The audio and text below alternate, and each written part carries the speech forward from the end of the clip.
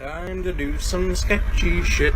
Doo-dah, doo-dah. Hope I get away with it. Oh, da doo-dah day.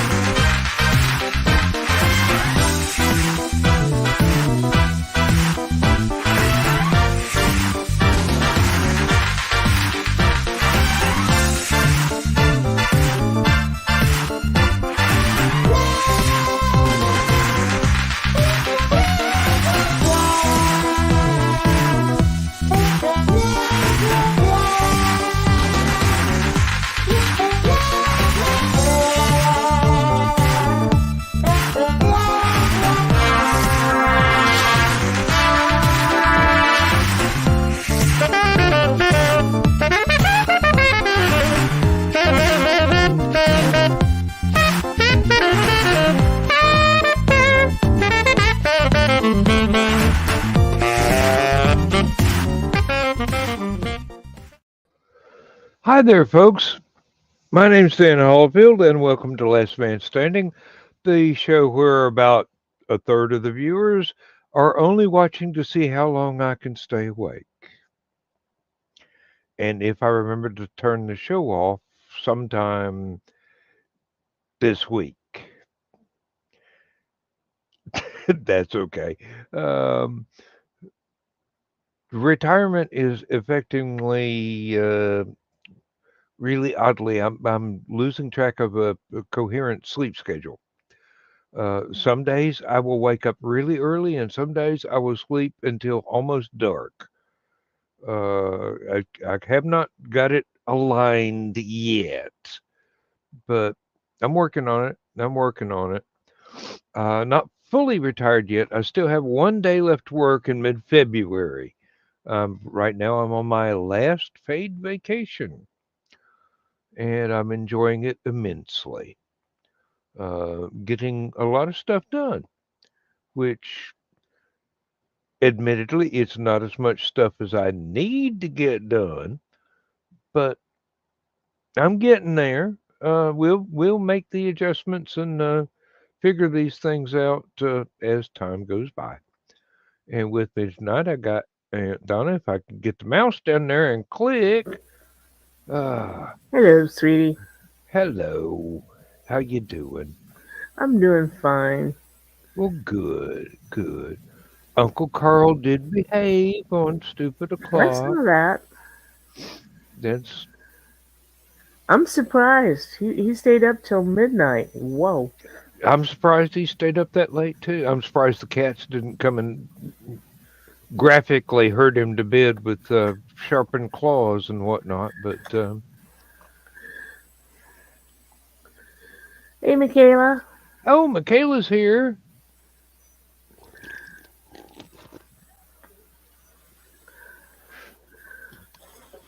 Let me know if you need a link, Michaela, and don't give me this. I'm just got out of the shower stuff because that doesn't matter. That's what he prefers. I've never seen Michaela get out of a shower. I should be so lucky. We all should be so lucky. Oh, Rich, yes. Oh, Rich, we miss Well, you. we Love do, you. we do miss you, but you take care of yourself. We'd rather have you healthy and you not be here than uh not be healthy and be here. Seriously. Oh, I can't sleep. Oh, well, listen to my voice long enough, you'll nod off. Tell her a story. Oh, if I did that. Oh, no. No, no, don't think so. Um, uh, oh, and Thesis is Hey, in there Thesis. too. I mean, seriously, anybody wants to join, let me know. I know Rich has got to get some sleep so he can get well. I don't mind having extra people around. It keeps me from having to talk too damn much. Which, if you have ever been in the green room, you know that does happen from time to time. That's okay. I know how to tell you to be quiet. Yeah. Yeah. So Uncle Carl has finished his spy novel. Yes, and you finished editing it, the first pass of editing. Mm-hmm. How Yeah. much rewriting is he going to have to do? There were only three places where he lost me. Got me confused. So you think you've got to clarify this. Mm, But he's got a sex scene in there. What he calls a okay. sex scene. And if you've ever Yeah. read one of my stories, You call that a sex scene? This is a sex scene. it's a cute little scene. Hey, I'm not comfortable writing those, but I don't disapprove of the people that are and do it really well, like you and Michaela. I don't set out to do it, but Hey, as I'm going along, the the little characters just tell you what's going on. You take dictation. yeah, yeah, that's exactly it. It sneaks in. Well, of course, the seduction of Lily Monroe had to have sex scenes. Otherwise, you'd had to change the title. Hmm. And it would have been a much shorter book. I don't know. I met some cute and little in my time. Present company included. Well, it it was in one paragraph and took up about four lines. Like, okay. Yeah. There were a couple other places that some people might consider a sex scene, but I'm like, that's nice. I've just got stuff that I wouldn't be running away to hide if my mother bought a copy. Hmm. So it's very uh 1930s, 1940s, right on up to the bedroom door closes. Considering my mother was the champion of double entendres and some of the things that she said, I think my mom would have enjoyed my books. Well, I've got a feeling that um the next one that comes out mom will like, but she might tell me that I should have gone just a little bit further because there's no there's it's a spy novel. There's no real lasting romance in this. So it's just he's not James Bond. Love him, leave him, find him dead the next day. Um, But there is a hey,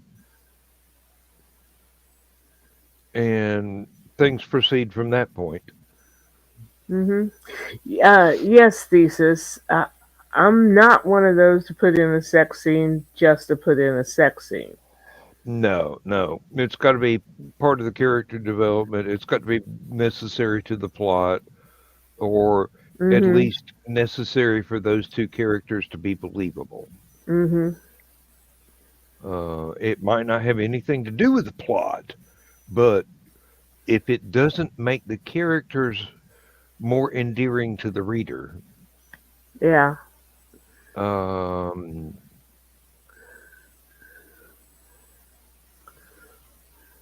oh wow, Oh my. yeah.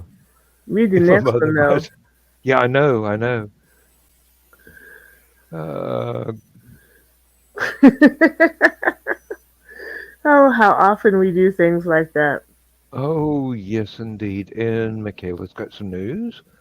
So took the Rogue Stone After Dark over to Patreon. Ah, Okay, okay. Is it was totally off? I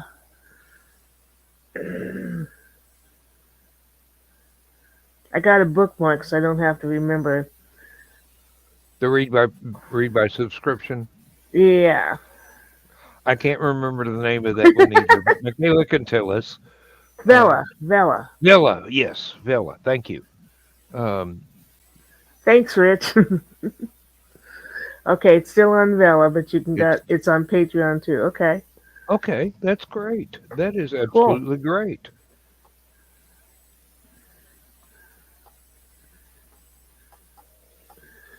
Apparently, Patreon does not violate the Vela agreement. I'm guessing. Mm, must not. Uh, Thesis: Werewolf shifter world where the females of the species are ones that go to make new werewolves, and it only happens every other full moon. Ooh, that sounds interesting. You and Michaela should talk. I was thinking he and Rich should talk. Well, yeah, Rich is the werewolf expert, but that's more historical than. Um, No, you haven't read his stories yet. Which, Rich, we need to get to work on that. okay, I will accept that. Sight unseen. They've been Four edited. episodes. 4 episodes on Vela. The next ones are all going to Patreon. So you're dropping Vela Oh, for that okay. particular title, or is it just um, something that Amazon would go, maybe not. And Rich wants to start working on the cover. Hey, hey, Hmm. progress is being made. Yep, yep. We were not. Hopefully, we won't have to Keisha him because it's looking like we're going to have to Keisha thesis. Mm, interesting. All right, all right. Yep, That makes perfect sense. totally They understood. We did too. they have been for some time. Thankfully, um, it's not my only output. So Scott has been taking very good care of me. My stuff is out there in places I never even thought books would be. So, and I meant that in a good way. Uh, I guess so. Up uh, until the cover part. Now I'm going to have to Keisha you about the cover part. yeah. Cover Um, cover artist is waiting and willing.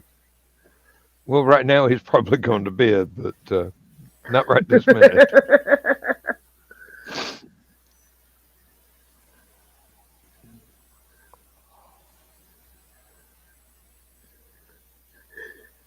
Well, as I said on Never Mind the Furthermore the other day, I've got like 6 different voiceovers for adverts for my stuff. Not only Aphelion, but everything else. Mm-hmm. The voiceovers are done. The 1 minute long version has been edited. I haven't put any visuals to it yet or any music. Um, the other five are like they'll wind up being 30 seconds or less, which people seem to like. And I've just got to go through and edit the recording down, take out all the blank spots in between where I couldn't think of the next thing to say, and Mm-hmm. then put in some kind of visual, and then put in the music. I don't know that I'm going to write fresh music for it. I might just uh, pick and choose little bits that can be edited from longer songs. Just, I mean, Yeah. as I learned writing the intro music for Life on Korra, it's very hard for me to get any composition of music to be 30 seconds. It's really difficult. And speaking of Life on Korra, Mike Jimmy is back doing animations, hung on animation on Thursdays, noon Central Time. And Rich, I understand that's why I haven't been pushing you this past while. Yep. Night, You sweetie. you go ahead and get some sleep. You need it. We want you healthy. We want you writing more. Yeah, covered. Oh yeah, Michaela says, with her books getting redone and recovered, backstock that doesn't match, so I was going to donate to the library. Coworkers snatched them up, but because I didn't have the first, they bought it so that they could start the series from the beginning. Well, that's understandable. Nice. That's I nice. I I love the build up so far. Um, as I said, I told you in person, not exactly my genre, but I enjoy it. So might be becoming a genre that I appreciate more than I ever thought I would. Mm-hmm. I have no genre. If you've ever seen my library, Oh a Lord, very eclectic taste. yes. I actually I've got very eclectic tastes in what I actually write as well as what I read. I mean, if you if you judge me by what I read and then look at what I've written, you'd think I was sticking to one specific genre or another, maybe three at one time. But I'm trying to branch out. I've got the my second attempt at a fantasy. Mm-hmm. The first one is finished, but it really needs a full rewrite because there's missing stuff. I knew was missing when I wrote it, but I was writing to a deadline and I needed to get each chapter out once a month until it got to a logical conclusion. There were a lot of things that should have happened in between, but really did not have the chops to be able to develop it fully at that point. So just the big scenes showed up and not the in between interstitial parts. Um, created your own genre. Yes, indeed, you did. Mm-hmm. Uh, Very good it's genre. yes, and it should take off like a rocket.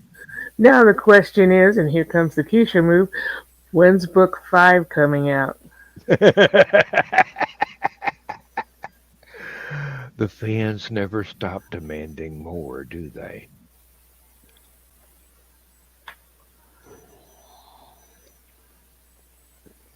I've had emails from people asking me when the second Spaceport Bar Stories book is coming out. And It's when about a is it? third. It's about a third done. I'll let you know. I've got like 3 others that need to be finished first, just because I want to get them out of the way. Um, but we shall see.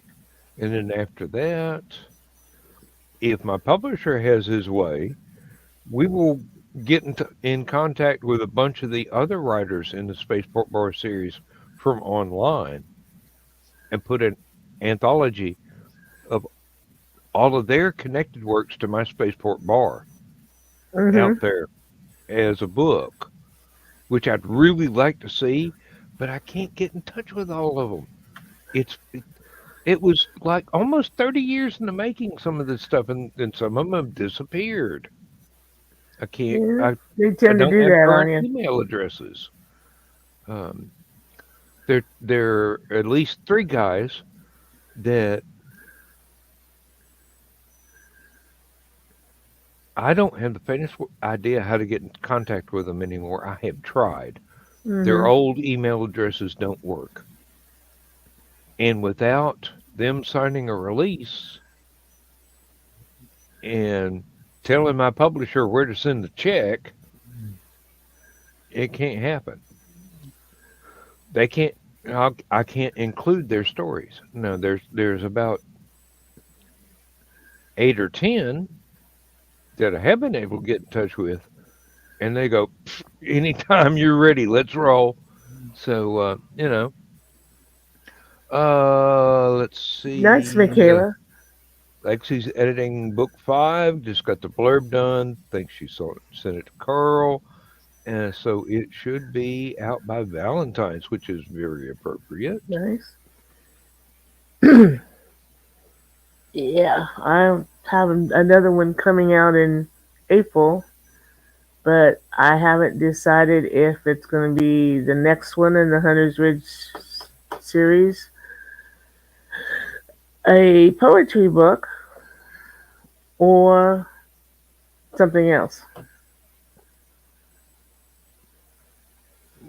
Something else leaves a lot of territory open. But then you have the advantage over a lot of us. You have so many in the vault waiting to be released, Mm-hmm. beating on the bars of their cage, so to speak. You've been at this for quite a while. You started writing stuff down longhand.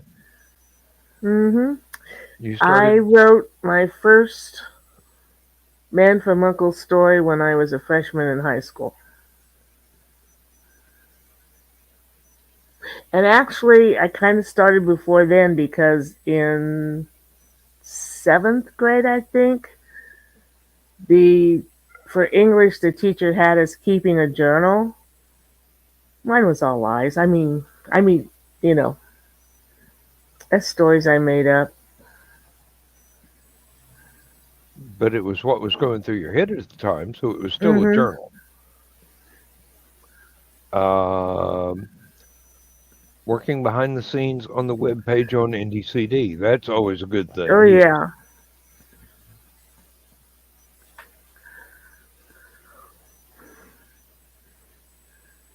Now I've got to get far enough ahead on my own stuff so that when Mike Jimmy goes, "Hey, I'm ready for the Cora soundtrack," I can drop everything and write it. Because that's going to be several weeks of very intensive work on my part to get that right. Because I want to do it justice for Mike Jimmy. Hmm. Well, he Um, he gave me the go ahead. I had been promoting him on my Facebook page, but about the time Aurora was due, I thought I'm gonna pull that back a little bit because he's got plenty on his plate. But he told me to go ahead, and so Monday I'm gonna start doing that again on my Facebook page. the world is only going to wait so long. But he's got the best excuse in the world. And his studio is back in the living room because Well, the room his office was in is now a baby bedroom. yep, Aurora has to have her own room. Yes, Yep. indeed. I mean, seriously. So he and Lucian and the new arrival, Aurora, are doing well, and she's growing up so fast, and she's just newborn. I mean, good grief. She's almost 2 months old. Yeah, time Yep. goes by so fast, and when you're in that situation, it really does. Um, oh, uh, Mc, Yeah. Michaela's journal was like yours. Couldn't make a journal about real life. Um, Well, what could I put down? Went to school today, came home, did my chores, fed the cows. Big deal. Every day like that? All right. Nah, we need some fun in here. Nothing that could be proven to not be true. But yeah, that's where the line gets interesting when it's drawn there. Uh, Plausible, but deniable. mm-hmm. If somebody gets too interested, uh,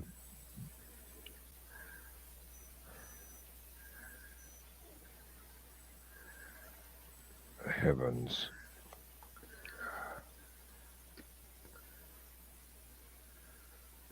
Yes. Well,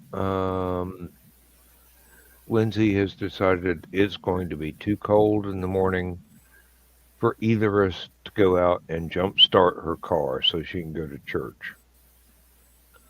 So she's going to get to sleep in. That's So, good. hey, I don't mind that at all. I don't have any requirements on her. Uh, when I woke up this afternoon, she had already cooked um, pasta Alfredo and something with a whole lot of chicken and mushrooms and stuff, and got biscuits and whatever going. And all I got to do is wake up and decide, hey, I'd like to eat today, and go spoon something out and heat it up. Um, and she had to remind me today that I bought a salad at the grocery store the other day, and I needed to eat it for the spinach started turning brown, which takes a whole lot longer than lettuce, but you know. So I had a huge spinach salad today, and I feel much better because the other day I had some soup that I had doctored just a little bit with a pepper that turned out to be a whole lot hotter than I thought it was. And the normal biological reactions happened, and I got severely dehydrated. Yeah. That. So, Yep. Understand that, Michaela. yeah, um, went home, chopped a pile of wood, or did all the dishes to put them away in dirty cabinets.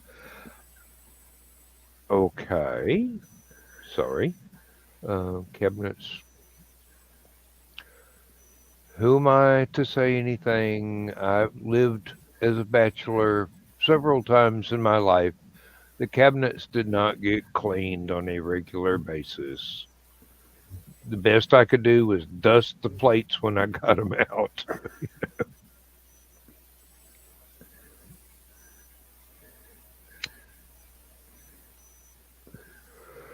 Well, I learned one thing.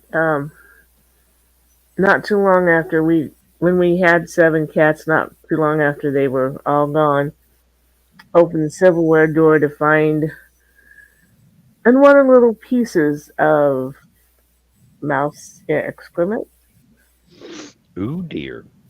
And I'm not an OCD person, but that freaked me out. Everything got washed. bleached out the door.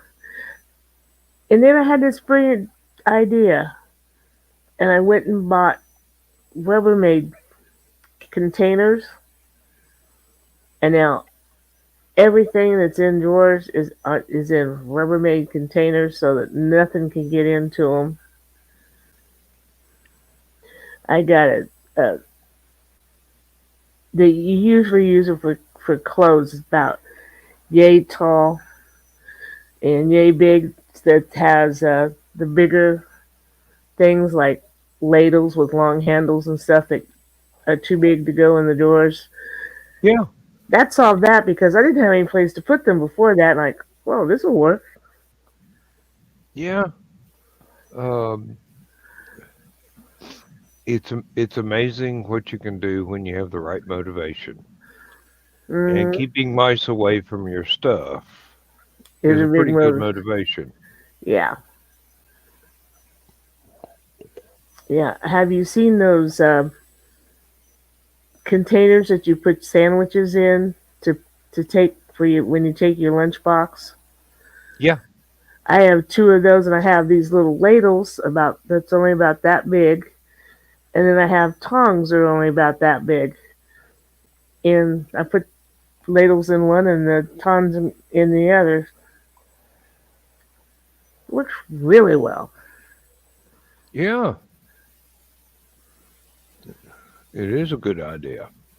I got the Um, idea from somebody who does a lot of camping.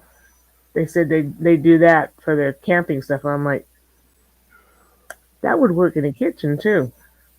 hmm It certainly would. We've got all of Lindsay's flour and sugar and cornmeal and dried beans and whatnot. They're either sealed up in a glass jar or in a big enough Tupperware. So trying to keep anything out of it. Hmm. Um, and there's usually a cat in the house, although he's lazy. Uh, That's better than being scared. My cat Maylene found a mouse in her food one day, and she's like, "Get it out! Do something! You're a cat. Catch it." Cats don't do that. You do that. you no cat, you do that. Um, Oh, she was, just just and just don't bring the leftovers into the bedroom and put it on my pillow as a gift. yeah, no, she didn't have anything. Of course, this is the same cat that was afraid of the dark. Oh, A cat afraid of the dark. If I was going to be out after dark, I had to leave a light on for her.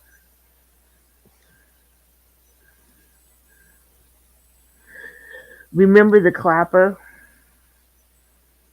Clap on, clap off. We used to have that in the living room. She learned that if she meowed at a certain uh, temp, that she could meow the light on in the middle of the night. a certain pitch. Hmm. Yep. Oh, Michaela, I'm so sorry. Went to visit your uncle tonight. Got unpleasant news from the doctors, but not unexpected. Yes, your heroes aren't supposed to get old. Unfortunately, they do. Yeah. There's nothing you can do. That's life. Um, even I'll get old one of these days. Um, isn't that a scary thought? Yeah, because I'll get old before you do. Nah, you'll always be 14. I'd rather be 21 I know. or 19, at least legal. Uh, well, nobody said anything about growing up, just getting old. I've got old and I ain't grown up yet. Don't intend to try. That's a waste of time right there. Uh, life is what you make of it. And It's never too early to start making it the best you can. Mm-hmm. And it's also never too late. Sometimes you just got to get it through your thick head. It's time to do this and get her done. Yep.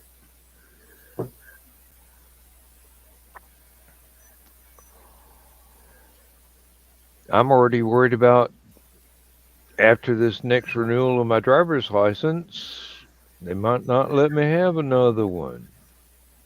Of course, it'll be a 10-year one, and that'll be a couple of years from now before I have to go get the a renewal. But my mom's still driving at 87. Probably shouldn't be, but she is.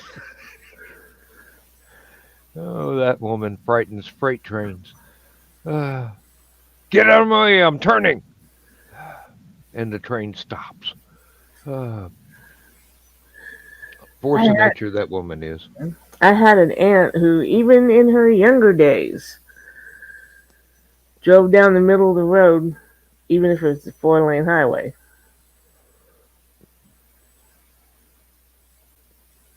Yeah, it's like I was very happy when she got to an age where I don't know if she gave it up or they took it away, but she was off the road. I will tell you right now, I am not going to be the child that takes my mother's car keys away. That's going to have to be my little brother because he's the only one that can get away with it and live. Not even my sister can do it. And my sister can pick up linebackers and rip them in half and throw the halves over her shoulder. We were lucky.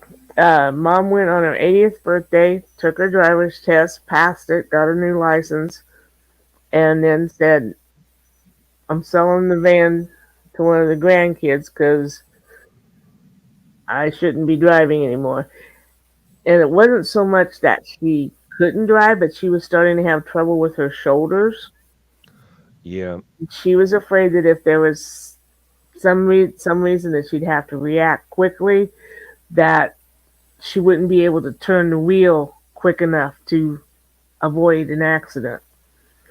So I'm very proud of her for coming to that decision. Mom And is starting. then I found out who her designated driver was going to be. I'm all ears. Me. Buckle up, Mom. It's going to be a bumpy ride. Oh, remember, she's the one that taught me how to drive. Yeah. Out in the field with a pickup truck with three on a tree, probably. She's the one that the cop told her that sign means step toe on pedal, not slow down, shift gears, and go on. Oh, and Zach's with us. Hey, Zach. In Florida finally. Didn't make it on the show, just got in the hotel in bed. Airline forgot grandma's mobility scooter in Toronto. So Oh, she's been raising up a storm. Oh Lord. I don't blame her. Have to be up in 6 hours to be on the phone making sure on the flight in the morning means that the boarding the ship will be late, but you should still get there on time. All right. Have audio muted Don't so. go crazy. Oh, do we ever go crazy? Don't answer that. It's a loaded question. I'm not loaded enough to answer that question yet. I hope everything works out, Zach. I really do. And have fun. I've got a writer friend from Texas. Every time she flies, her mobility scooter gets damaged by the airline. Oh, But they have paid for the repairs at least twice. So,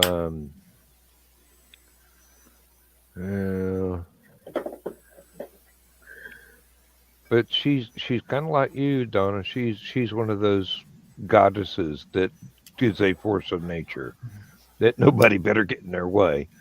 So, Me, I'm shy little flower.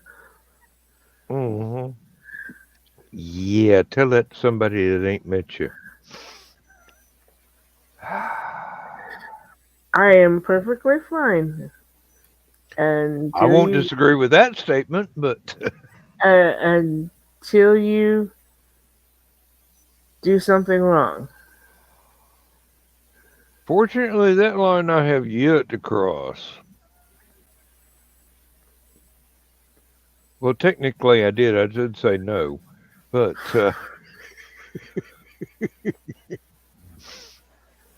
you understood my reasons, and Mm-hmm. I walked with a limp for a little while, but I'm still walking.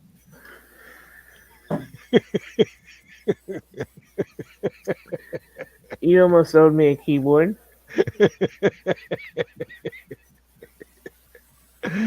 Ah, ah, cutting up without saying anything untoward.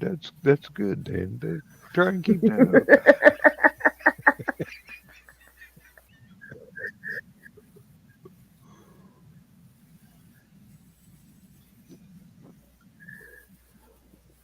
See, that's what we writers do. There was actually no connection between those two statements, but being delivered in tandem that way Yeah. implied a meaning that was not there. Uh, and if anybody's wondering, I tripped over my cape going up the stairs. Wasn't Oh, me.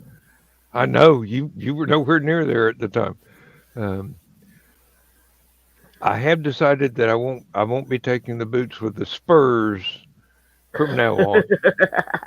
Hey, try going down concrete steps when you're wearing spurs and a cape. I mean, seriously, that's a challenge right there, especially like 1:30 in the morning at a convention. Mm-hmm. Um, ooh, uh, didn't require an ambulance, thank God. Uh, That's that would have good. been difficult to explain.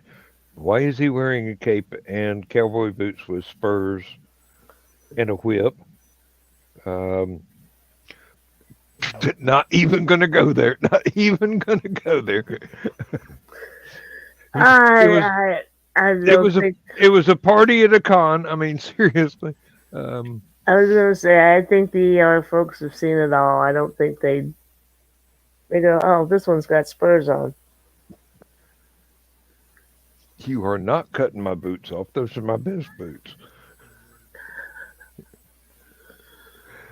Oh, and thankfully, I handmade the straps for the spurs so they do unbuckle and they come off the boots. So, Those yeah. spurs do. Well, there's a set that I got for Lindsay that basically just fit into the seam between the heel of the boot and the sole of the boot, and there's no straps involved. There's not even connections for straps. But Wouldn't that they're compromise the boots though? not really. No, I mean they're made for ladies. So Hey, uh, thesis. hey, thesis. Uh, Again, he's quiet for so long. yeah, really. As far as might give you a second thought. Uh,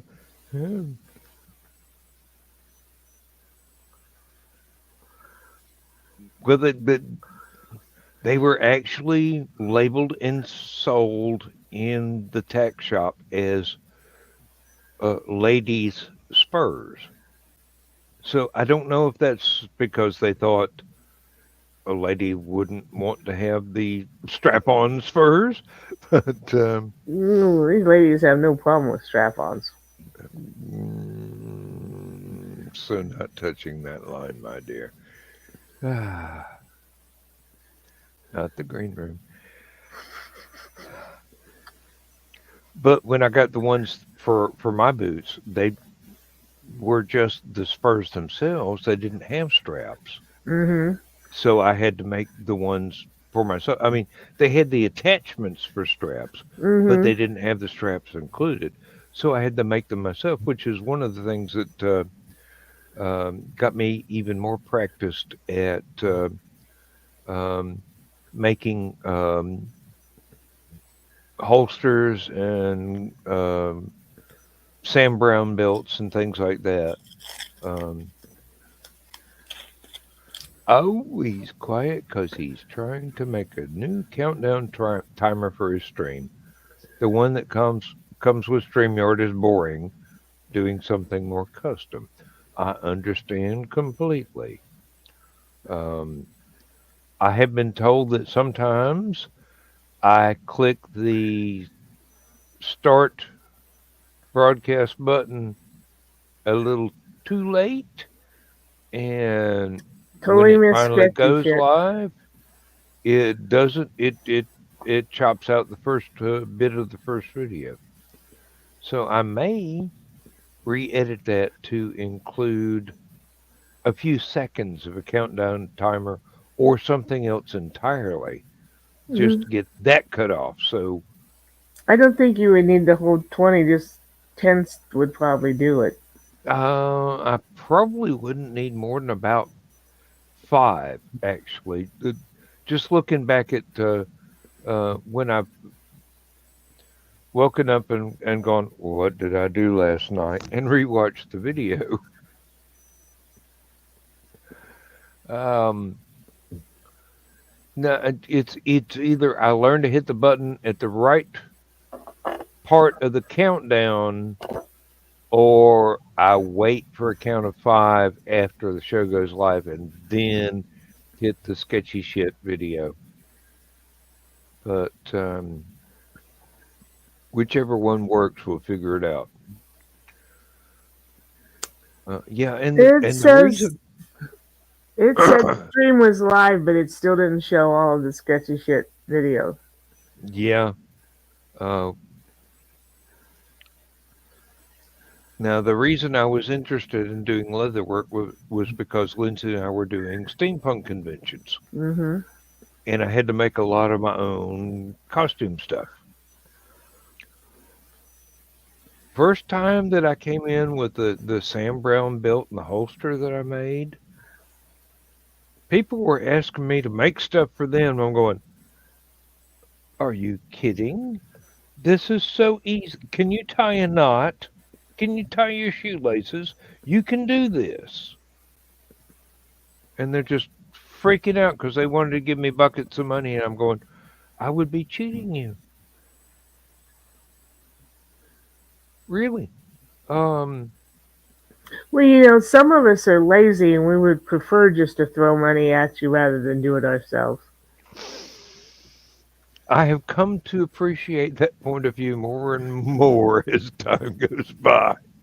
Just not everybody's as willing to admit it as I am. Yeah. It,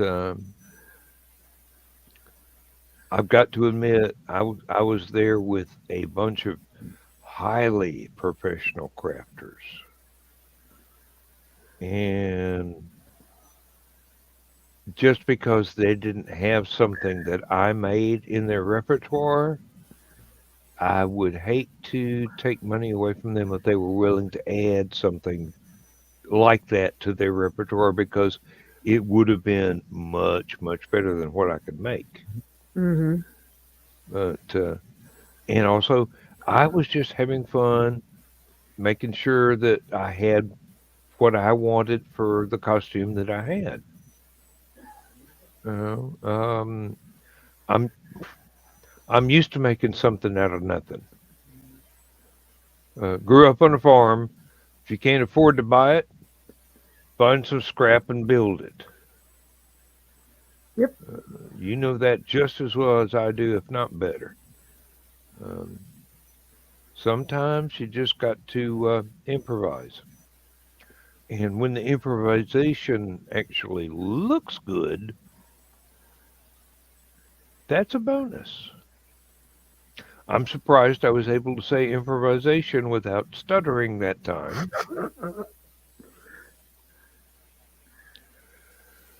Oh, life is beautiful all the time. If that guy with the butterfly net gets near me again, I'm going to smack him upside the head.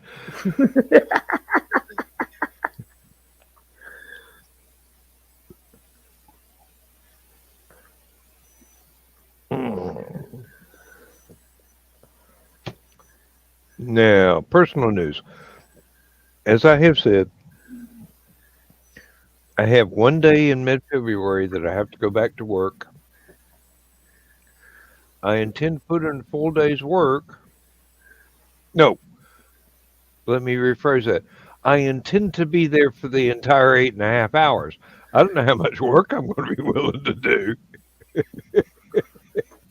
I was gonna say. I don't want my last paycheck to be screwed up because I decided to leave at lunch, you know. Mm-hmm. Um, but the way it stands now, I've got like 3 things I need to get out of my lab, and my lab will be empty of everything personal to me. And whoever inherits it for whatever reason is just going to have to deal with that because I have made it very personalized over the last almost 7 years. I've had that particular job at the factory, and then I got to empty out my locker. Mm-hmm.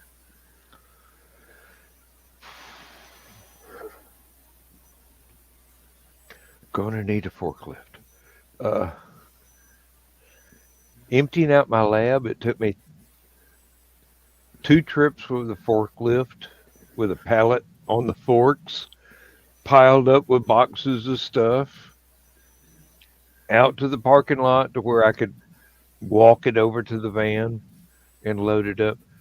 The locker may not be as large a volume of stuff, but be damned if I'm making 6 or 8 trips out to the car.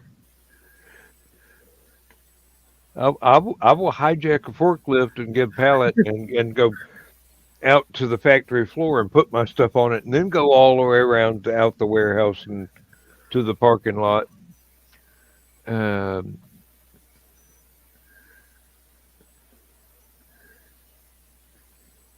I've already thinned down the amount of garbage that you can accumulate in a locker in 45 years. I used to have 2 lockers. I now got one. Uh, got rid of an entire locker's worth of crap. 2 lockers? Yeah, I had one right next to mine where it was broken. The latch was broken and you couldn't put a padlock on it. Mm-hmm. So I put uh, work coats, rubber boots, rain suits, whatever else that I needed for any job I had to do, anything I could be assigned to. Mm-hmm. That gear was in the locker that people could open and go, I don't need to steal this. It's in the storeroom. Can get it for free. The other locker, uh, my wallet, because I'm not going to walk around with my wallet at work. Um, when I leave work, my hard hat, but while I'm there, it's not there. My ordinary hat, um, steak sauce, hot sauce, um, other condiments as needed. Because hey, after a while, you learn they're occasionally going to run out of mustard. So got my own. I can't say anything because Carl carries a plastic bag with salt and pepper and ketchup Exactly, in his exactly. coat pocket. I've got salt and pepper shaker in there. Um, I did donate um lots of stuff that I was not ever going to need, Mhm. like the remains of boxes of plastic flatware that I had bought years ago, and just going, okay, okay, this is fine. I'll just keep it here. When they're out of forks, I got one. I don't have to suffer the ignominy of a spork. You know, uh, just things like that. Got my tool bag. That's coming home with. Ain't nobody at work gonna get that. That, that damn tool bag has got $500 worth of gadgets in it, so I'm not leaving that behind for anybody Mhm. to get to. Um, I may not have ever been a maintenance man, but I fixed my own stuff when it broke because they're usually busy fixing more important stuff on the far end of the factory. So don't want to bother them. Do what I can do and then call them if I can't manage it. That's another thing growing up on a farm will give you the advantage of. You know which end of a pair of pliers or a screwdriver to hold on to. Yep.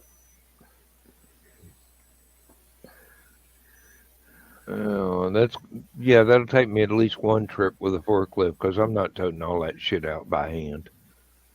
That'll take 6 trips seriously. Um, Plus, my locker has custom designed plywood shelves that I ain't leaving for some scavenger. I'll take that stuff home and build speaker cabinets out of it.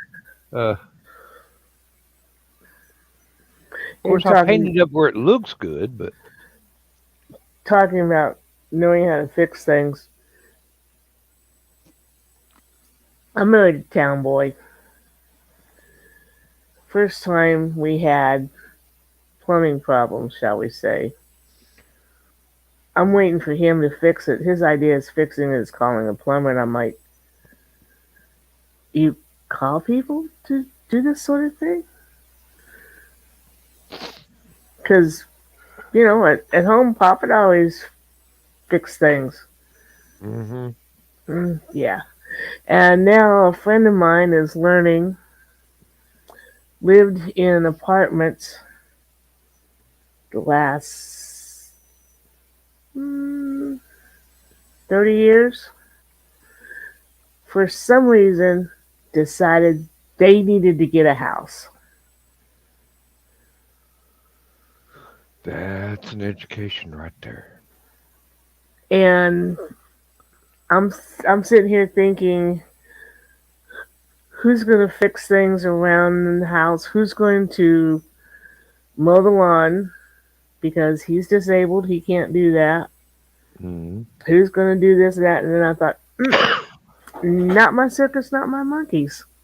hmm If they haven't thought of this, so be it. So I see a post on Facebook. Yeah, one of the toilets isn't working, and does anybody know why? Like, no, I'm not gonna sit her on my plumber. He loves me too much. hmm So I just backed away from it and let everybody else. Because when you put something like that, you get 50 comments. Oh, do this, do that. Call here, call there. I just backed away and let everybody else answer that one. But I I had felt to. I felt like putting on there. This is what happens when you own your own house. hmm My first thought was, well, why don't you call? Oh, wait a minute. You don't live in an apartment anymore. You can't call maintenance. You got to pay for maintenance. Yep. My first lesson in, shall we say, advanced plumbing came when I'm not going to say which daughter, but she knows exactly which one she is. or she will if she ever watches this. Put a Q-tip in the toilet.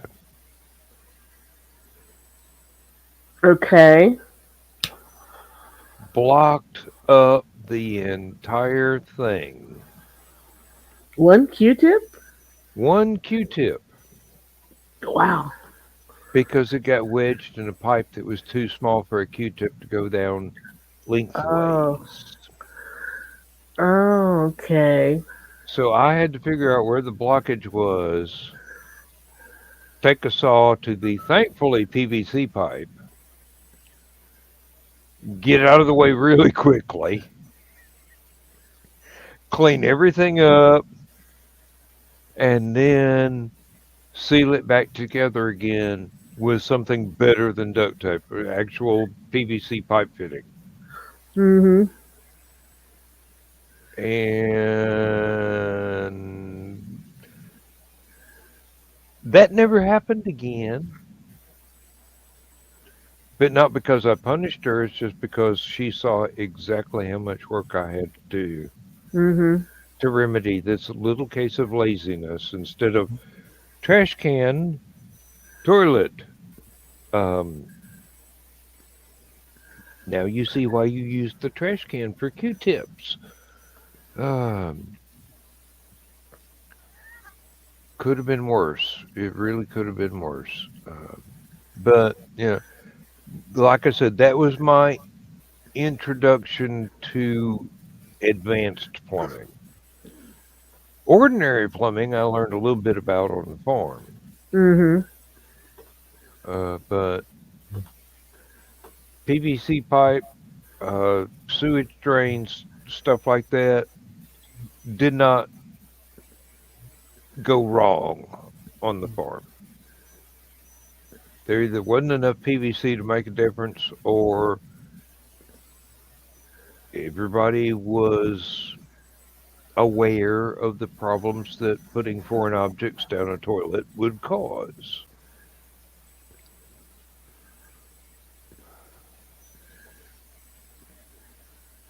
There's a reason why everything that's supposed to go in a toilet ultimately becomes soft,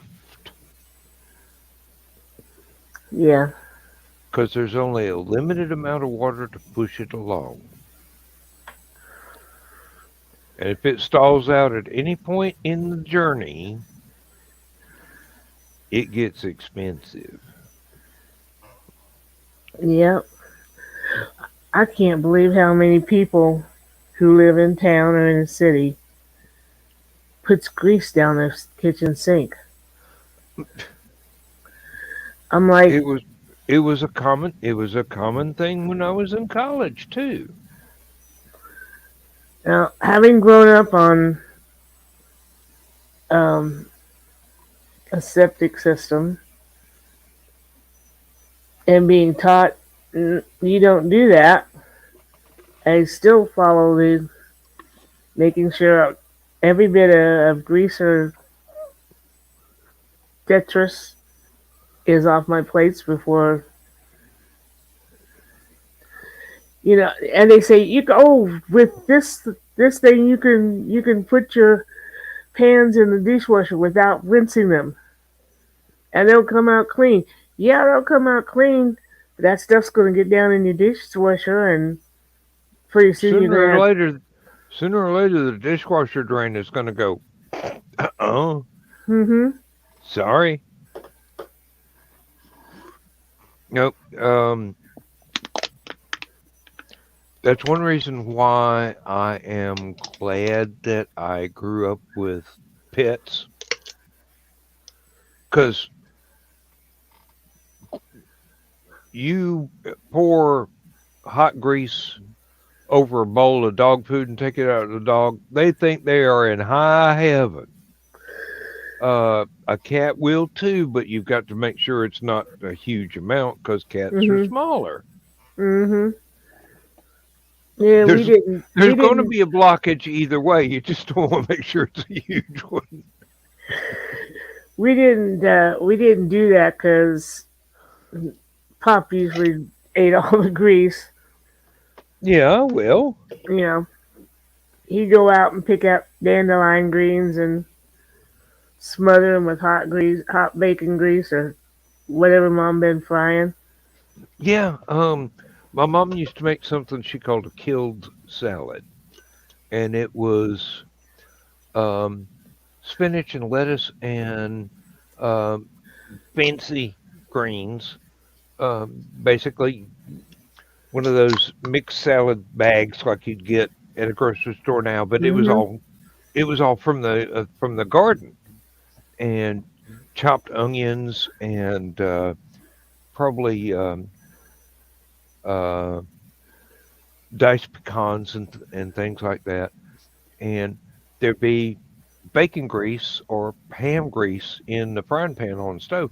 She would just heat it up to where it was absolutely scalded, throw it in, mix it around once, take it off, let it cool, put it on everybody's plate, good to go.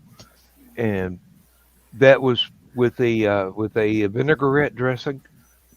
Oh, you thought you were in heaven. Seriously, really good, really good.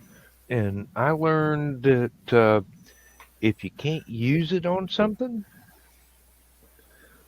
pour it over into a cup, put it into the refrigerator, and next time you need a little grease for the stove, you don't have to go down to the store and buy a cup of lard or anything. You just got bacon grease or ham, whatever.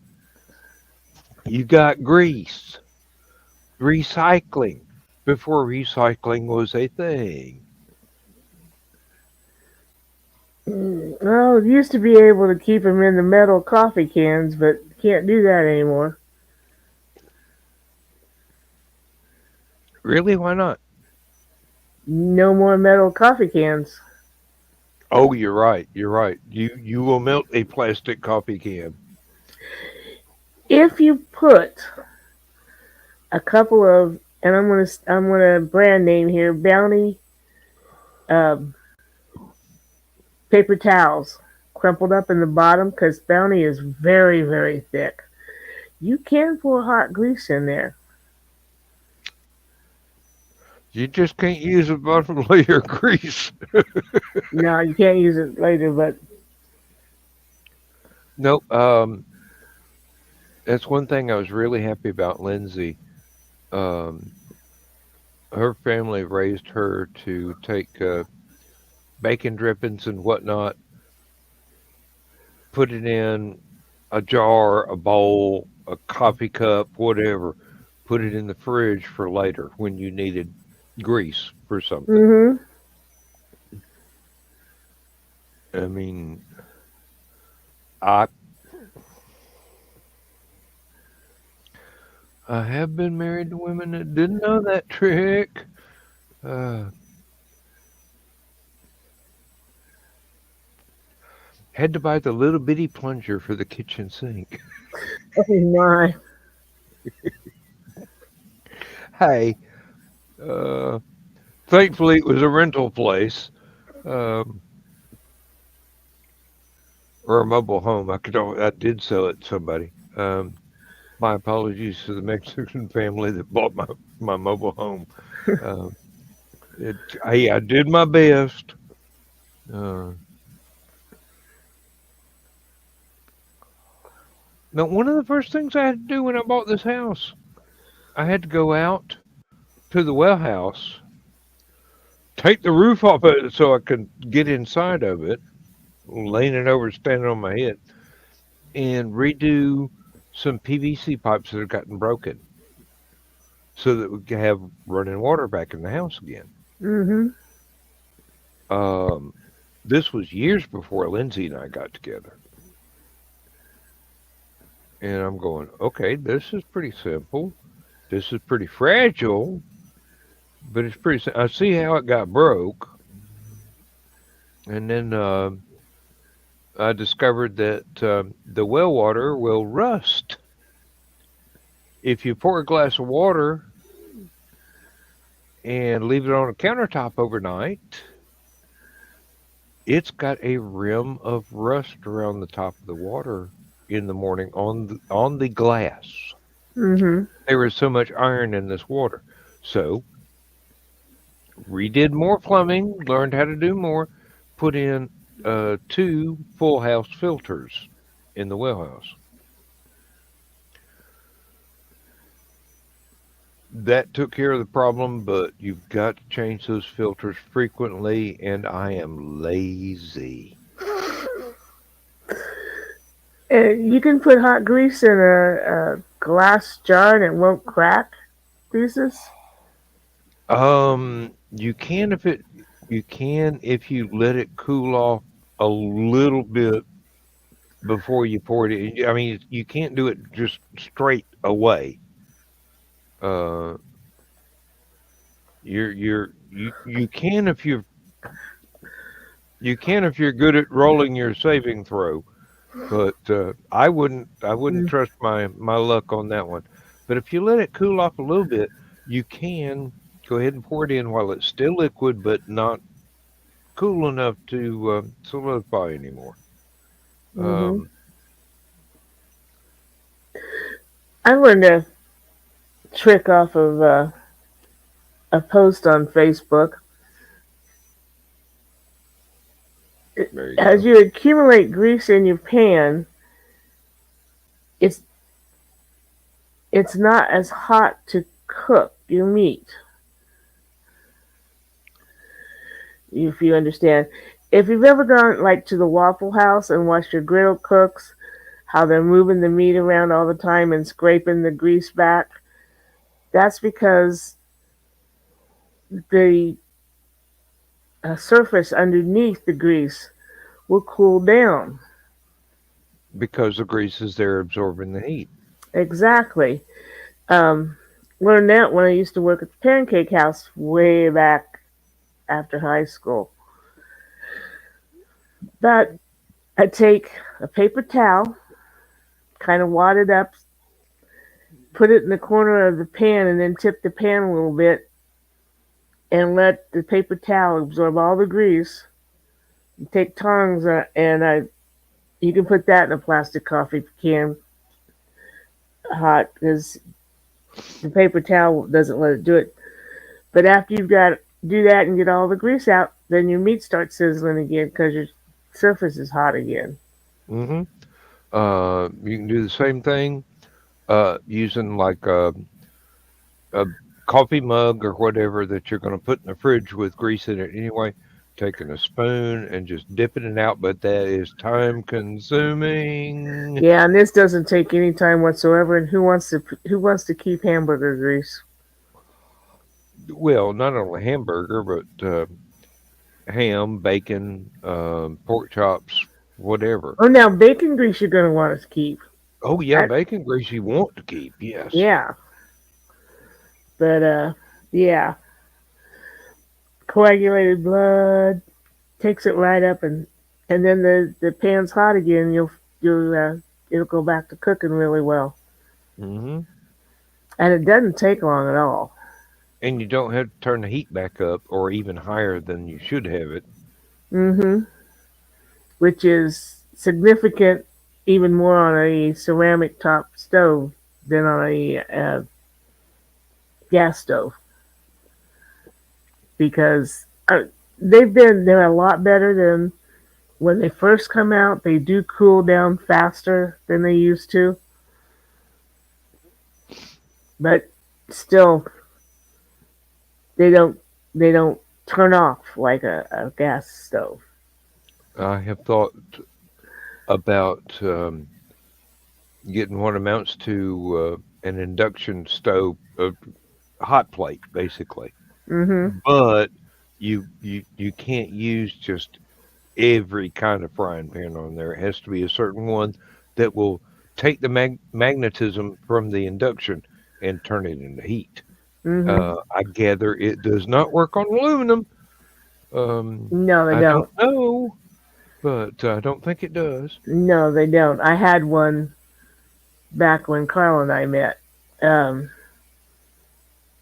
when my parents decided to sell their house, And the joke is they had to sell their house in order to get me to move out. They bought me a little trailer, and it had a built-in stove and built-in oven over it, and they both quit working. So I just had Pop take them totally out. I put shelves where the oven used to be, and just a straight butcher block, and then all I had was the induction hot plate, a toaster oven, and a vegetable steamer. Yeah. And as a single woman, that's all I needed.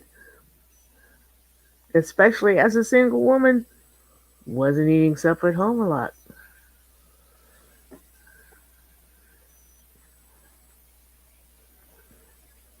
Yes, I'm grinning. I had breakfast almost every day at my parents' house because they'd moved into a mobile home park just like an eighth of a mile away. Of course, lunch out at work.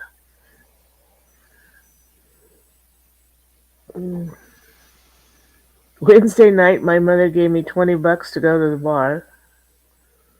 She was so understanding.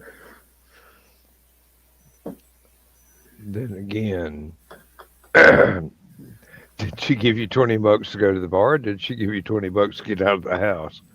No. This is when I was in my own place. It's in the trailer. Okay. Yeah. Oh. Yeah. Yeah, I knew a lot of girls that had breakfast cooked for them in the morning, but cost me a awful lot in T-shirts.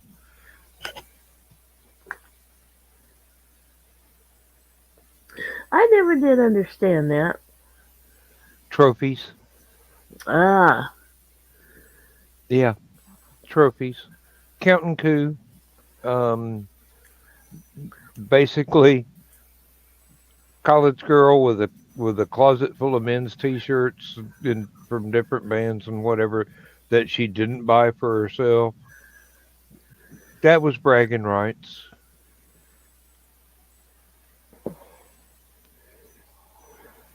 Probably should have spent more time in college, but I couldn't afford it. Cost me a fortune in T-shirts. Uh, Not really. No. But can you tell? Am I telling the truth or am I making shit up? Nobody knows. Hey, we're writers. We're professional liars. I make up shit for a living. Ah, I had my in Hunter's Ridge. My character Carly Simone is a writer, and she has said those exact words. What you said and what I've said. uh-huh. Ah, interesting life we've chosen. Or Mm-hmm. chose It is. us. I was going to say you don't choose to write. No. Writing is a mental illness that you voluntarily undertake. Mm-hmm. I've had people come up to me and say, "I want to be a writer." Well, what have you written? Nothing. You don't want to be a writer. You want to have written. Hmm. Um, Well, as Dorothy Parker said, I hate writing, but I love having written. Basically, my take on it is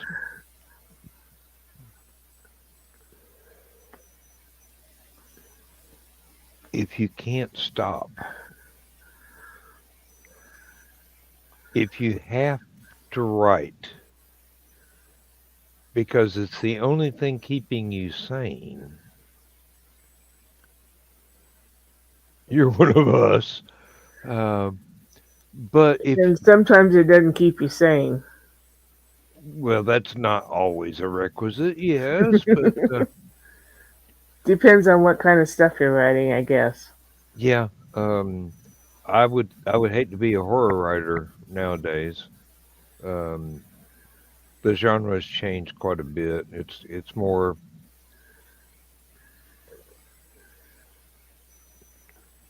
it's more slasher violence than it used to be um, psychological. Now that there there's a difference between the two. There's Yes, there suspense is. and then there's horror. And there were still some good. I just watched a good suspense movie the other day, and now I can't remember what it was called. I it was good though. Uh, I belong to Netflix, and I get these emails. We think you'll like this. Oh yeah, that does look good. And then I forget what I watched. I don't throw those emails away. Okay. Where is that recommendation from Netflix, or where was that Yeah. recommendation from whatever the service is? Um, yeah.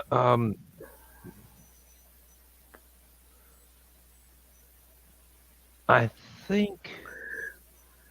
Have you read very much H.P. Lovecraft? Not a lot to tell you the truth. Maybe one book, and that's been Uh, way back, like when I was in college. Can you remember which one? Nope. Okay, I've got a memory like a steel sieve, sweetie. I know, but giving you the benefit of the doubt. Um, You're lucky I remember that I read one book, especially after you've seen pictures of my library.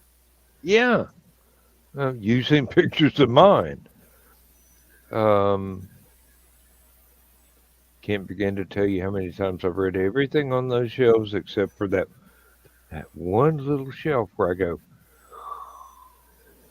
Now I understand why people throw these against the wall. It's a teeny tiny shelf. The books are so bad. Oh my god! Hmm. And I can't believe how many awards they won. And it's Yeah. ah, but they're even for me, there are some books that I cannot bring myself to continue the investment in time to Hmm. finish it I because had one. Yeah, I it's had it one just just the other day. Fortunately, came in a box of books, so it didn't cost me anything. so it wasn't one of Carl's. No. And I read at the table. Okay, I've got one of those stands that you use for a recipe book. Mm-hmm.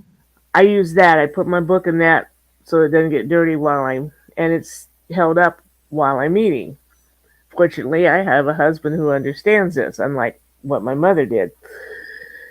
And I put this book in, and I'm like, okay. And at the end of the meal, I got up and I said, "See how much I've read at this?" And it was a book about this thick, and I read about 10 pages. As this is going in the rummage sale stuff. I can't even make it past the 10th page, and I'm surprised I made it that far. And it was a good premise. It should have been a good book.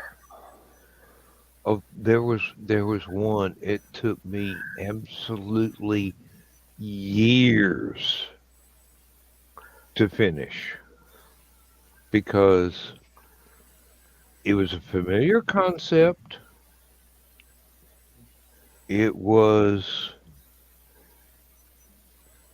a nice bit of world building,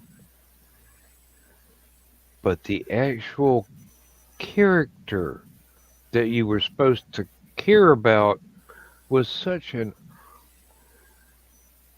Hmm. utterly piece of garbage that you did not want to finish the book. I mean, Not I even don't to know, see if anybody's come up it's, huh? didn't get a comeuppance. I I actually can't. managed to finish the book after years and I go, dude did not even fall down a well or anything. Um, uh, I no, bought a yeah. I bought a book from a young author. His first book. actually had a publisher. Wasn't self-published. Nice premise. I was aware of the area that he put it in because it was back then, and I don't think I made it to the fourth page. He kept switching from present tense to first tense, back Yeah. and forth, in the same paragraph. Yeah. I mean, it wasn't even like a flashback and then back to the present. It was all in one. And then, but he must have had a thesaurus because eyes Oh, blazed and he shouted and I'm like, no. You would have thought with a quote professional publisher that there would have been editing. No, that book never saw an editor in its life, and yeah. that was. Thesis is that was him with Interview with a Vampire. Read the first chapter, couldn't finish it. I understand it. That was one of the books that, like, Dan took me almost a year to finish because I'd put it down, pick it back up, put it down. Sure, it's got to get better. No, it's not getting better. Well, give it another chance. Okay, no. People rave about this. Why isn't it any good? I know. Um, yeah. Um, let's see. There was one. It was And the movie into was the worse. into the world novel. Basically, everybody on Earth was dead except for this one guy, and he traveled around the world setting fire to cities because there was nobody there. I'm going, you selfish bastard. You had an entire world, now you're burning it up? And it kept going on and it kept going on and it kept going on. Finally, 5 years later, I picked it back up and staggered to the end. Turns out there was a girl that he hadn't found before, and she was setting the world on fire too because she was pissed off there wasn't anybody else there. I'm going, if y'all don't burn each other, I'm not going to like the ending of this book.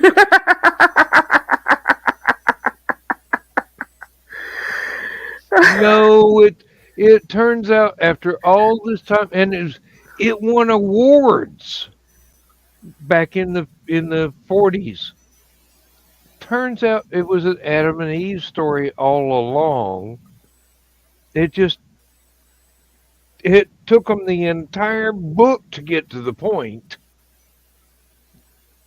and then it was just, oh, we found each other and lived happily ever after. I'm glad I bought this at a used bookstore. I'd feel cheated if I hadn't paid 50 cents for it. It's on the shelf. It's on the shelf. It's not in a special category, but this is one of those books where I go, this is how you learn what not to do. I mean, Yeah. if it had been interesting, like I Am Legend, Richard Matheson, not the movies, not any of the movies, but the book itself, or if it had been, um, oh God, When the Sleeper Wakes, something like that, where it was actually interesting all the way through, Hmm. but not, oh, well, I'm pissed off at the world because they're all dead, so I'm going to burn it to the ground. Oh, I found a girlfriend. I'm not going to burn anything anymore.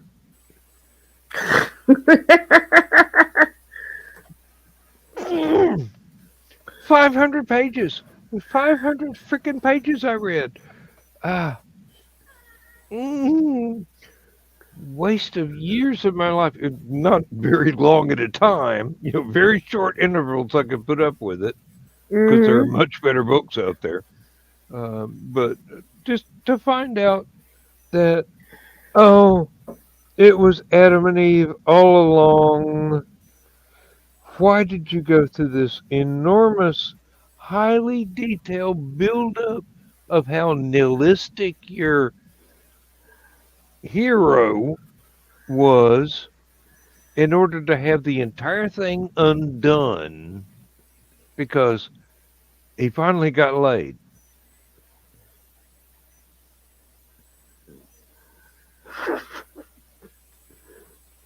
You know, Ron Goulart could have written that in 5 pages in the 60s, maybe the 70s, but Yeah. still, it would have been a much better story. Ron Goulart's a Yeah. damn good writer. May he rest in peace. Yeah, thesis. I'm glad I got mine in the thrift store for almost nothing too. Yeah. If I'd have paid 25 bucks for that book, I would have been extremely outraged. Somehow paying a buck or whatever for it made it tolerable. hmm Used bookstores are a marvelous resource. Not only because if you're on a budget, you can read things that are absolutely excellent without breaking your budget, Mm-hmm. but you can discover writers that you never knew about before that just Mm-hmm. absolutely open your mind to all kinds of things and make you want to go out and buy full price if they're still living so that you can support them. Mm-hmm. Um, Yeah, I walked into a thrift store one day and evidently I'm looking at this going collection of Star Trek books. Some of the newer novels at that time. 10 or 12 of them. And I'm like, I can't believe somebody got tired of them. So somebody died and whoever was doing their estate was not a Trekker. So yeah, instead of paying 100 and so for 12 of these books, got all 12 of them for 12 bucks.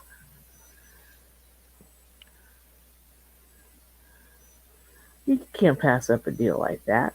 no, no, was it the James Lish or the Ellen Dean Foster or the independent novels by different Independent people? independent Yeah, novels. yeah, those are very variable. Although Melinda Stonegrass writes really good ones. Um, oh, there are other people that write really good ones. Um,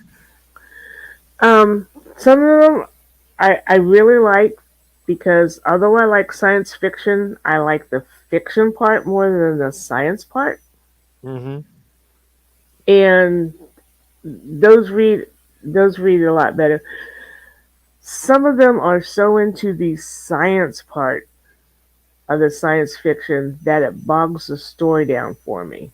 Yeah, yeah, that's an entirely different genre, or it should Should be. be. Yeah, there are a lot of people that really like the hard science Mm-hmm. and like to know more about the science, and the characters are just there to move the scenes along. So they can explain more science.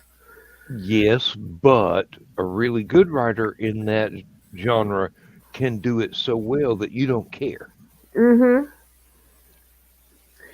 And Other writers are not quite as skilled in making you not care that their characters are cardboard.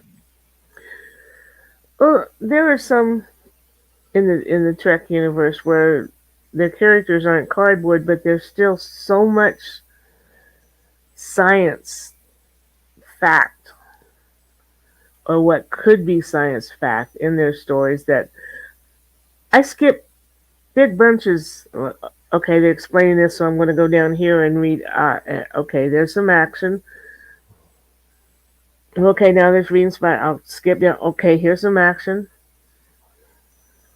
Oh, there's been one or two that I have bought way back, long before, say, Next Generation was the thing. Mm-hmm. Next Generation adapted those novels into episodes. Mm-hmm. Some of them, yes. They were very, very good episodes, and although totally different except for the core premise of the novels, that well, they could have stood alone as being independent works Mm-hmm. because the characters were different, the motivations were different. There was more in-depth character building and stuff like that. But in the originals, there was in-depth character building, just not in the same universe. Oh, and while I'm praising Star Trek writers, Vonda McIntyre, I love her work. Oh I yeah. really do. Um, I would feel remiss if I left her out. Um, there's oh, I couldn't bother. I couldn't begin to remember without going to the shelf and making a search of all Mm-hmm. the different writers whose books are just absolutely outstanding, and it wouldn't matter if they were tie into this show or tie into that show or tie Mm-hmm. into some other show or just independent, have nothing to do with the show. Right. It's just, Have you ever heard of Barbara Hambly? yes, I have. Okay. She's one of the authors that I collect, but she has done Trek books. She's done, I think, two. They're very good. She's mostly on supernatural stuff, Yeah.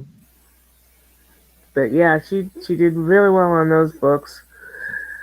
I'm reading a book of hers now that it's a big diversion from what she's usually written. It's how to explain it. It's about New Orleans, not too long after the Haiti slave uprisings, Mm-hmm. and just when the Underground Railroad is getting started, and explaining all the different shades of black people. Oh, yeah. And that's really, really interesting. The difference between the quadroons and the octodroons and the I don't speak French, petty something or other.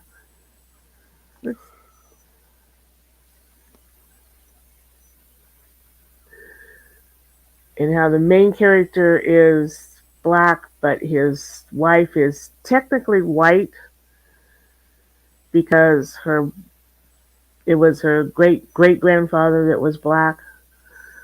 It's like, okay, this is cool. Interesting.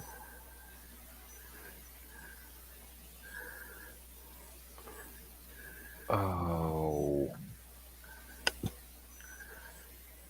Now, one of the things that really influenced me a lot with the kind of world building that I do, besides Dune and Tolkien and whatever that's actually close to my genre, um, James Michener.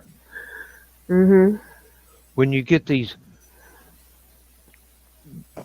bricks of a book that span absolute generations and Mm-hmm. show how everything has changed from Back when it started, and it was just a little adventure thing, and you get all the family history and all the. It's just the amount of world building that takes, the amount of detail that you're willing to put in and research and do correctly, and just I did not think I would ever like Mitchner that much, Mm-hmm. But he and draws you. then I did not have anything to read that I hadn't read 100 times before, except for 4 or 5 that I picked up at a used bookstore of his. And went through and I go, this dude has got a clue. Mm-hmm. And it's some of it is really on a par with some of the best science fiction I've ever read, but it's not science fiction. It's historical Fiction. recreation. Yeah. Yeah. Yeah, that's what this latest Hambly book that I'm reading is, historical fiction.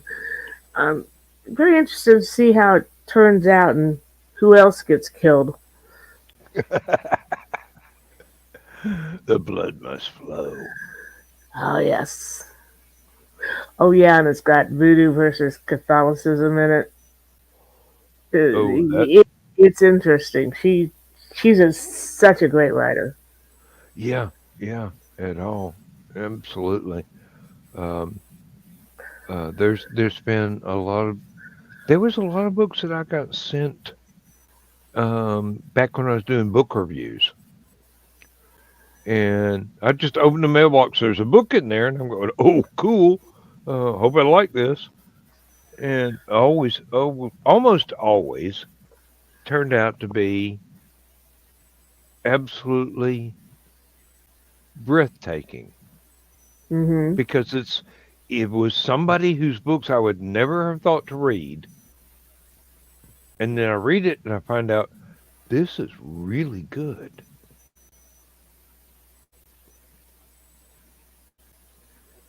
I mean, so many times I've wound up actually going online and buying copies for my Kindle of books that I've already got on the shelf so I can read them again while I'm at work, which, will never happen anymore.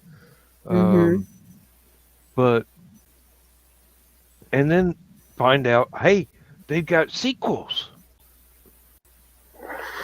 Yeah. And it just keeps going, it keeps going, it keeps going. And I'm going, oh, this is so good. This is so good. I love these writers so much. I mean, Terry Pratchett's publisher used to send me books for review.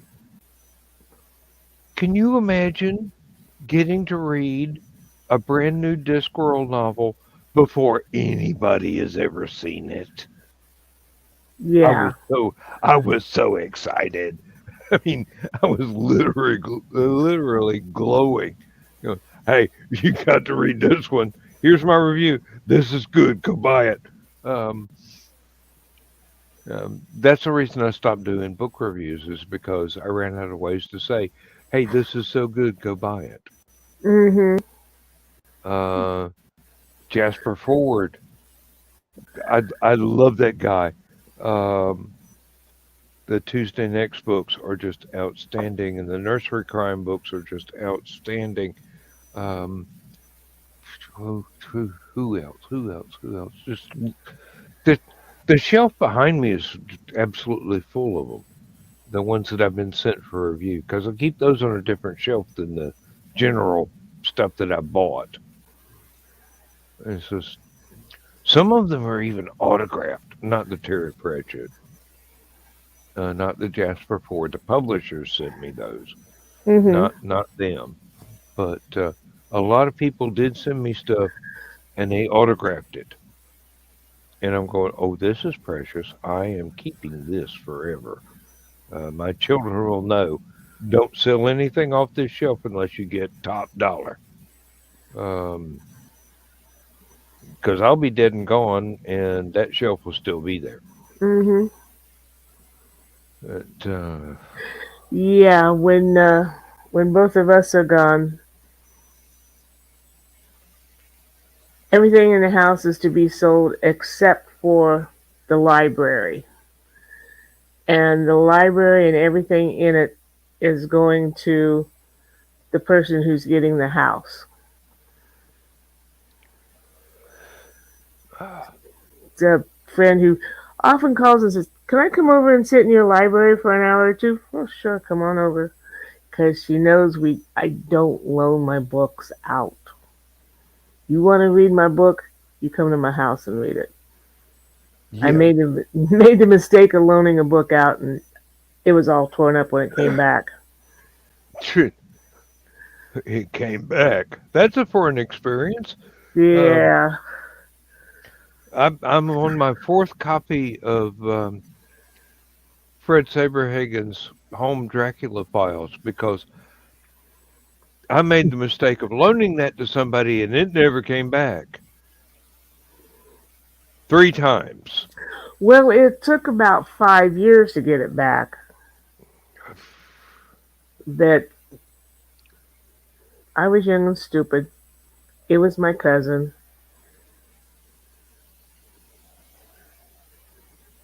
Okay. All right. While I get up and go down the hall for a minute, Uh-oh. hey, it's all right. You You can can you leave me can be alone. you can be unsupervised for a second. I'm gonna give Not I'm what gonna my give you husband says. Yep, I'm gonna give you a topic to roll with. Oh, shit. I mean, Pl- Please tell people the writers that influenced you most, not only that you enjoyed, but actually affected the way that you write while you were growing up. And hmm. when I get back, if I've got time before the end of the show, I'll do the same. Okay. Right. Uh, Oh, when I think of who I collected the most, Victoria Holt, Mary Stewart, um, Rex Stout, who wrote the Newer Wolf series. I can't, in a way, I guess they made me want to write, but they were mostly mystery stories. And I can't write a mystery to save my soul. When Hunter's Ridge first came out, there, Carl started calling it a mystery story, and I'm like, you know who did it? It's right there, and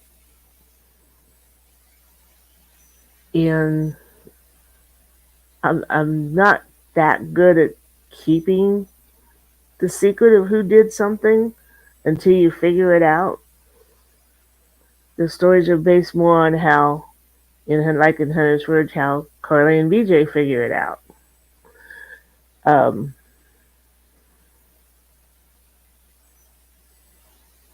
of course, Victoria Holt not only does mysteries, she does historical fiction, she does supernatural. Mary Stewart, of course, mostly is supernatural.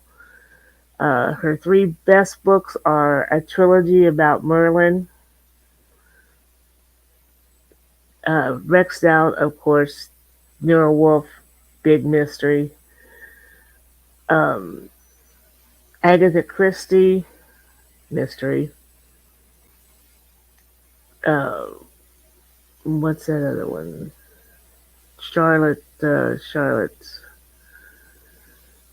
Armstrong. Suspense slash mystery.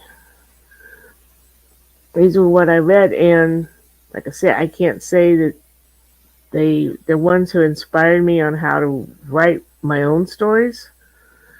When I did write my first story, it was a Man in Uncle story. My second one was, of course, a Star Trek story. trying to stay true to the characters as they were presented on the TV show for both stories. And and then I got to be a teenage girl, and so poetry came up, and that went for a long time. And then one day, the Hunter's Ridge story just popped out, and that's been a thing since then. And I've tried my hand. I do have a kind of science fiction show. It's a kind of a fantasy science fiction because there's a leprechaun in it. Let's see. Most of my stories are character driven more than the whatever's going around. Your turn. You got 9 minutes. All right. Writers that influence me the most in the way that I became a writer. I mean, you can see their influences when you read my stuff. Mm-hmm.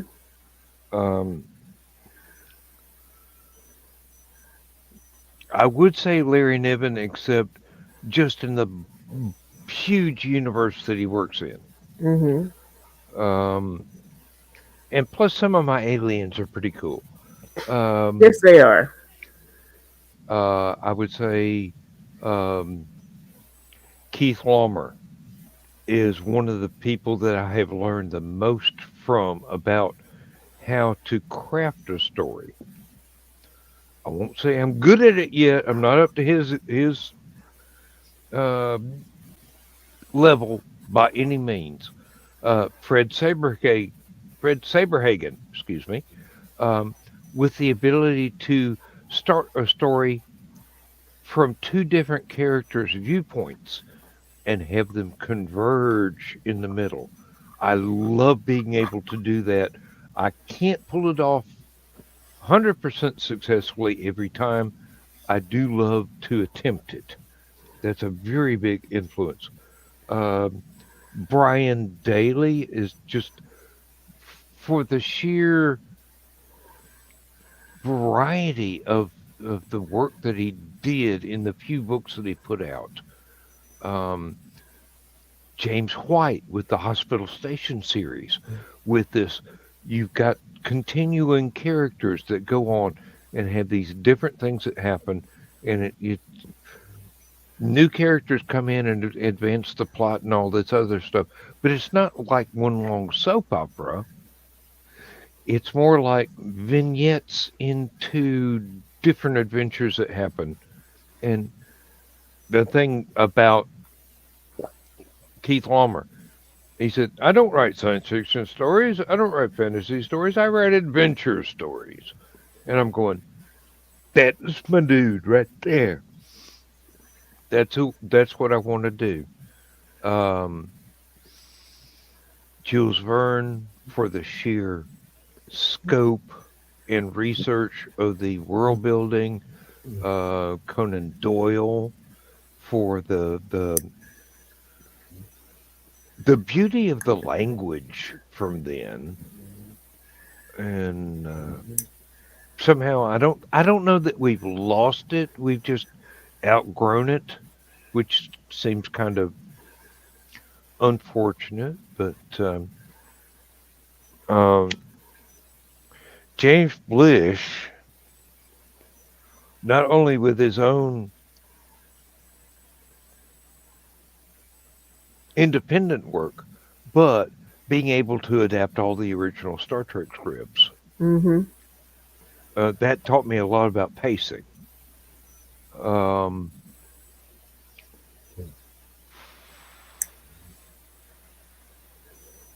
I know I'm leaving out tons of others, absolute tons. Philip Jose Farmer, who taught me, hey, if you can imagine it, you can make it real to your reader. just do a good job.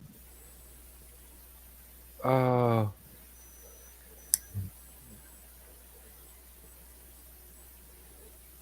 L. Neil Smith, who wrote the best aliens ever. And if he hadn't been so tied up in promoting his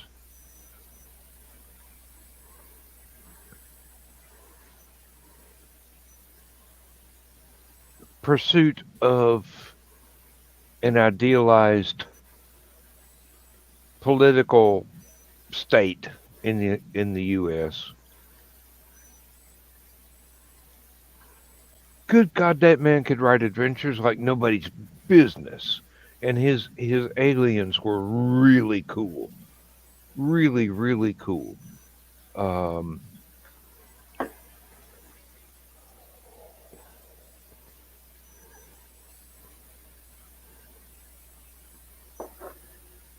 Fred Pohl, Poole Anderson, uh, H.G. Wells. Even though H.G. Wells is kind of difficult to plod through sometimes. I mean, Mm-hmm. it can't all be Time Machine and War of the Worlds, but he had a lot of stuff going in there. Um,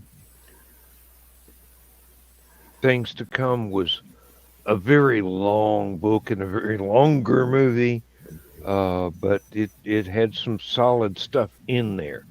Just was not all.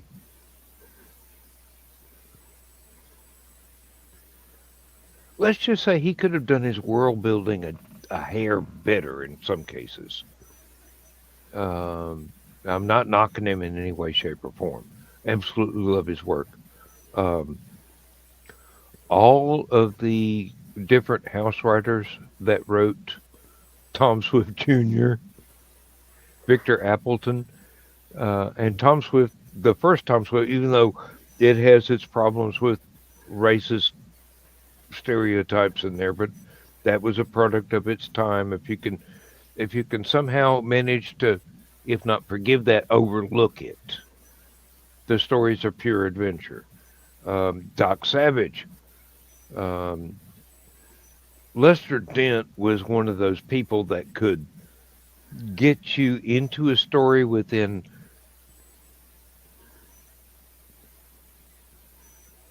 5 sentences and then deliver an absolute roller coaster of ride all the way through. Uh, Rod Sterling, some of the most spooky stuff I've ever read. Some of his independent stories that didn't wind up on uh, Night Gallery or um, not Outer Limits, Twilight Zone. He's a damn good television writer. New pacing like nobody's business. Um,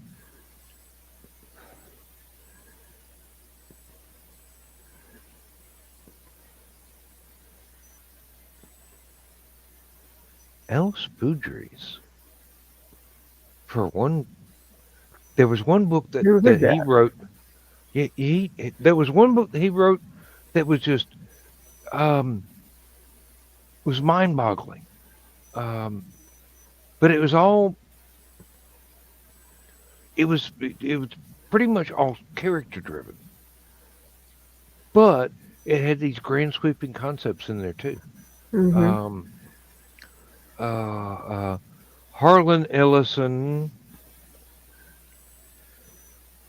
whom I'm sorry to say, his own work did not touch me as much as his work in partnership with other writers. When he was tag teaming a story with somebody else, it was going to be a damn good story. Mm-hmm. Of course, he always had top notch people to tag team a story with. His independent work,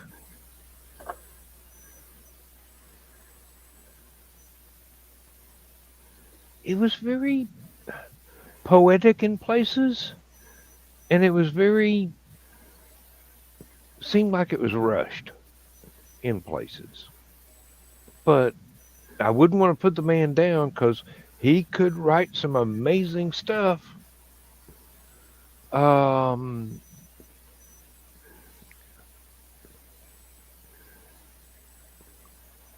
Jonathan Swift. Um,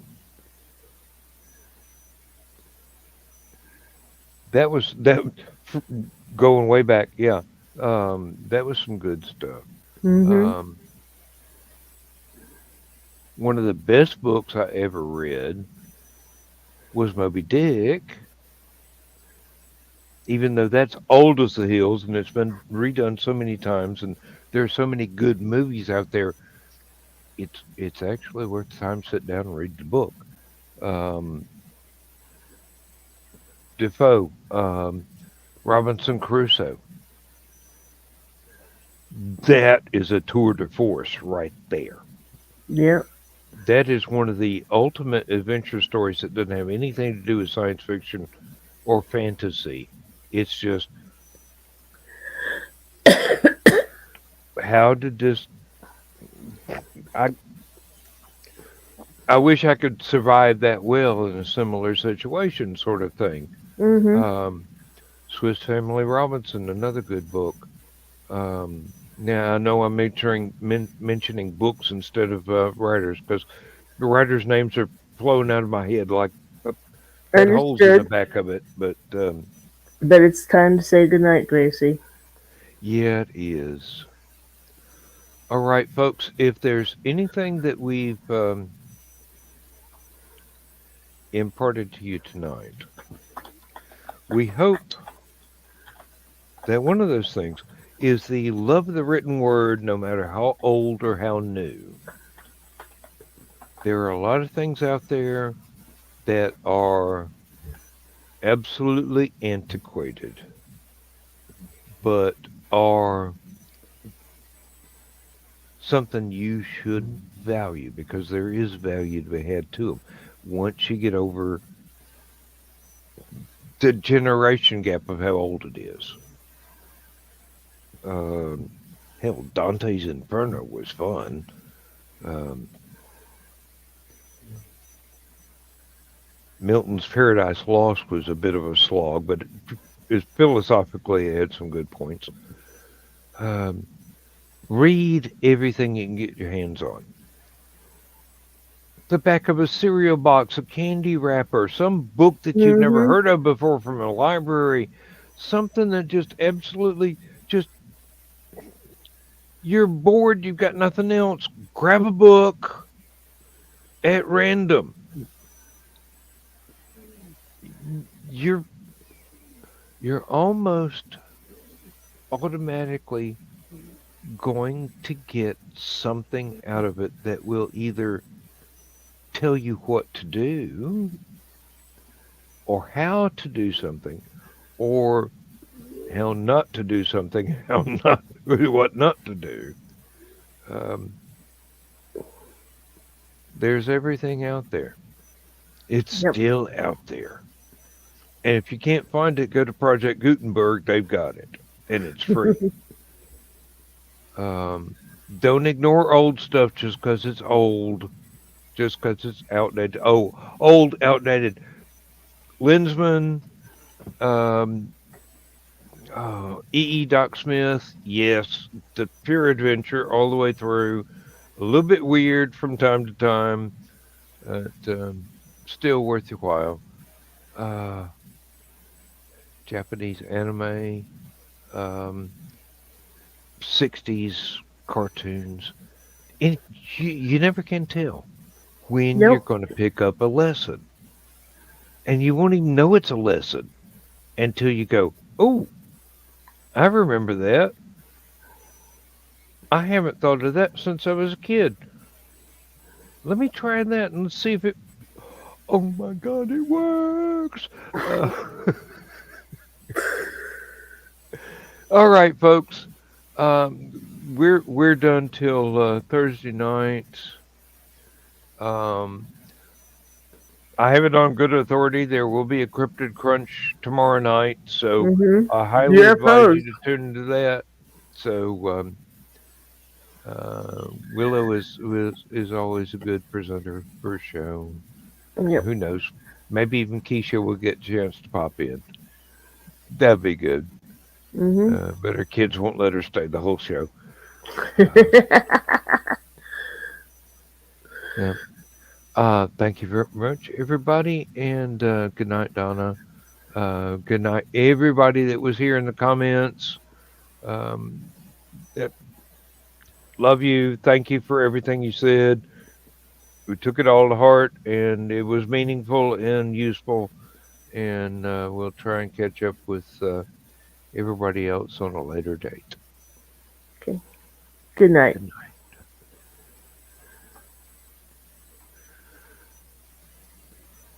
There we go.